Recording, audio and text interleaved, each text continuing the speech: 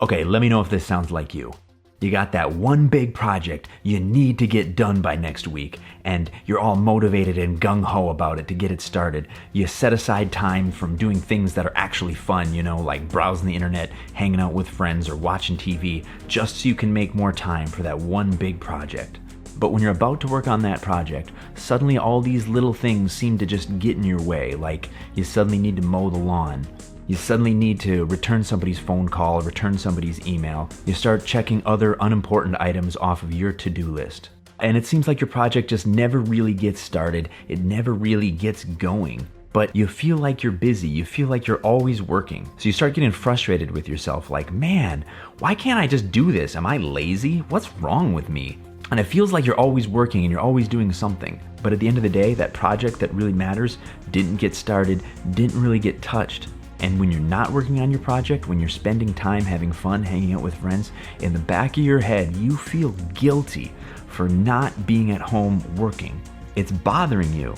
Now your friends and family, they see what's going on and they offer you unhelpful advice like, just do it, like you hadn't already thought of that. Anyway, now we have a word for this situation and it's called procrastination, and it's very common. Now, procrastination is probably the single biggest problem stopping motivated, intelligent people from being as successful as they should be. And it's caused by two underlying problems. The first reason why you procrastinate, it's not because you're stupid or you're lazy, it's because procrastinating is rewarding. I mean, think of all the great benefits you get from procrastinating. Like if you wait long enough, maybe someone else will come along and do the project for you. Maybe your boss will come and tell you that that project ended up being unnecessary anyway, so you don't even have to do it anymore. But at the very least, it provides a sense of relief. When you're faced with starting a huge, large, intimidating task that's really important, you get all this anxiety and tension just start to build up inside of you. But then when you stop and reason to yourself saying, you know what, it's that due date's a while off. I still have a lot of time to work on that. I can always start on it tomorrow or maybe even next week. When you say that to yourself, it gives you a huge sense of temporary relief. It's rewarding. After all, in your mind, you're not avoiding work or not getting it done at all. You're just putting it off for a little bit for another time when it'll be a little easier for you to get started, when you're feeling a little more motivated, so you still feel good about yourself. Now, the more you reward yourself for this, the more you create a habit of procrastination. You have been programming your brain for years to procrastinate. Procrastination is your coping mechanism for temporarily relieving all that stress and anxiety. I mean, you know how to do your project. You have all the mental, physical, and emotional capabilities you need in order to accomplish it. You're just paralyzed with fear. And that fear is because you're afraid of being judged. You're afraid people are going to criticize your work, and that's going to reflect negatively on your own self-worth. And in order to avoid that, you feel like your work has to be perfect, and that's where the perfectionism comes in. Now, the saddest part of all of this is that you are procrastinating on living and enjoying your life today. If you're a procrastinator, it doesn't matter how much motivation you have, it doesn't matter how much time you set aside, how much you deprive yourself from doing more fun activities, you just will never really get started and get done with your project. And that's because your work expands to fill up the time available to it. Instead of working on your big project that actually matters, you suddenly remember all these little tiny checklist items that you have to get done. This keeps you busy and gives you that false sense of accomplishment, feeling like you're moving forward and you're accomplishing something, when actually nothing important is really getting done. The second reason you procrastinate is to rebel against authority. Okay, now your boss at work, your teacher at school, or the government itself will tell you you have to do this or that. And the underlying framing of this situation is that the task is unpleasant, you don't really want to do it, and you're being forced to do this against your will. So you can rebel against this authority by procrastinating. Like if the government is forcing you to file your taxes and pay money in this year, why should you be in any hurry to do that? Procrastination just makes sense. If your boss wants you to do this project that's stupid and pointless, like why would you be in any hurry to do that? Okay, now that we understand why you procrastinate, what can we do to fix it? First, I'm going to tell you how not to fix procrastination. Now, the usual method most people use to combat procrastination is with deadlines. You either create a deadline for yourself or somebody else creates a deadline for you. And if you don't meet that arbitrary deadline, you get some sort of punishment.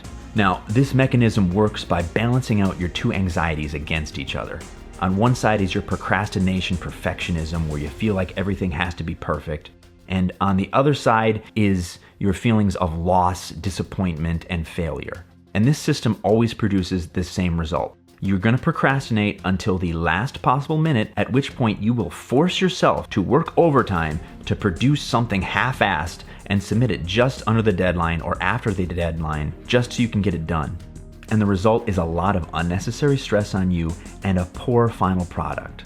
But at least after it's done, you have a ready-made excuse of, if only I had more time, it would have been so much better, to defend the shoddy work that you put out there. Okay, I have a better approach. I'm going to present to you 3 key tools that are going to change your life. They're going to change how you approach getting things done. They're going to change your procrastination habits and let you start working on things that matter. All right, the first tool is positive self-talk. Now, this is going to sound a little new agey at first, but bear with me here. If you change the way you talk to yourself, if you change your inner dialogue, you can change your outlook on yourself, on your life, and on your project. Now, remember, if you feel like your project is being forced upon you by some external authority, if you feel like accomplishing this project involves long periods of deprivations from friends and fun, if you feel it's going to be difficult and painful, then naturally you're going to try to avoid it by procrastinating. Okay, the first thing I want you to do is whenever you catch yourself saying, I have to do this project, I want you to replace it with, I choose to do this project. Now, this is a very powerful statement. You're replacing your feelings of resentment from being forced to do something against your will with feelings of ownership and power. You're the one making the decisions. You're the one calling the shots. When you say, I have to do this, think about how that's negatively framing your internal statement. You're essentially saying, I have to do this, but I really don't want to, or I have to do this, or else I'm going to be punished. I should do this, but I'm too weak and lazy to. By talking to yourself this way, you're framing yourself as a weak victim. But when you say, I am choosing to do this because it's my life and I live how I want, you get this sense of power and direction. What was previously fear and resentment is replaced instead with meaningful action toward a goal. The second internal statement that I want you to change is, when can I be done with this project? Instead, I want you to say, when can I start this project next? Notice how this changes how you think about your project. Instead of thinking about it like a burden that you want to just get through and get done as fast as possible, you think of it as something rewarding and fulfilling in and of itself, something that you're thinking about when you can start next. The third internal statement I want you to change is, this project is so important. Replace that with, I can take one small step. See how that changes your internal mindset? Instead of putting all this pressure on yourself to get it right, you think about and focus on what you need to do next in the chain to get this project moving and get it done. The fourth internal statement you need to change is, this must be perfect. Instead, replace it with, I am only human. This changes your focus away from having everything be perfect to recognizing your limitations and what you can accomplish, not what you feel like is some ideal, perfect situation. And the fifth and final internal statement I want you to change is, I don't have any time to play. Accomplishment means sacrifice and deprivation. I want you to change that instead with, I must make time in my schedule to enjoy my life. I will not let work cause me to procrastinate on living and enjoying my life. Scheduling time for friends and recreation is important to keep you on task, working towards finishing your project. We're going to talk about that more in a moment.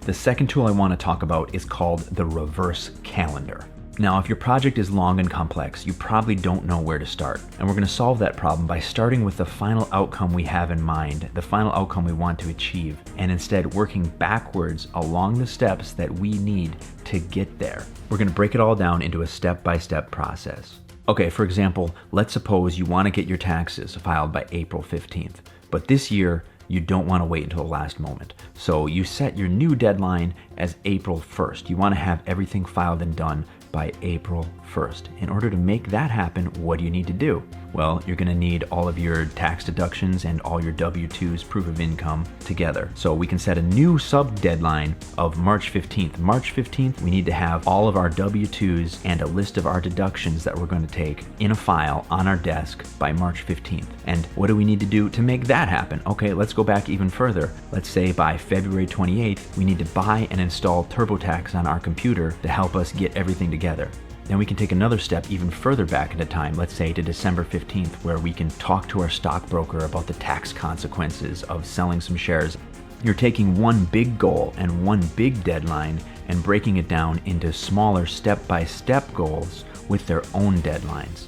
So throughout the whole project, all you need to do is think about what is the next step in that chain. And the third and final tool I want to talk about is the most powerful of them all. It's called the Unschedule, and it's a very simple tool that will change your entire life. Here's how it works. First, I want you to write up a schedule for everything you have to do, like appointments and commitments with other people. I want you to schedule leisure time, time for recreation, time for hanging out with friends, time for socializing and living your life. Then add to your schedule things that you need to do or things that you've committed to doing already, such as doctor's appointments, meetings, work shifts you've picked out, the time you need to sleep, the time you need to eat. And once that schedule is done, you'll see where the gaps in your day are. Those gaps are the times you have available to work on your project. This will help give you a realistic view of how much time you actually have available every day to work on your project. You know, I hate hearing motivational speakers say how everyone should be working 18 hours a day or 100 hours a week. Like, realistically, you have nowhere near that amount of time in your week to devote to your project. Once you realize how little time you actually have available in your schedule, that will help you realize how much you have to prioritize that time onto the projects that really matter to your life.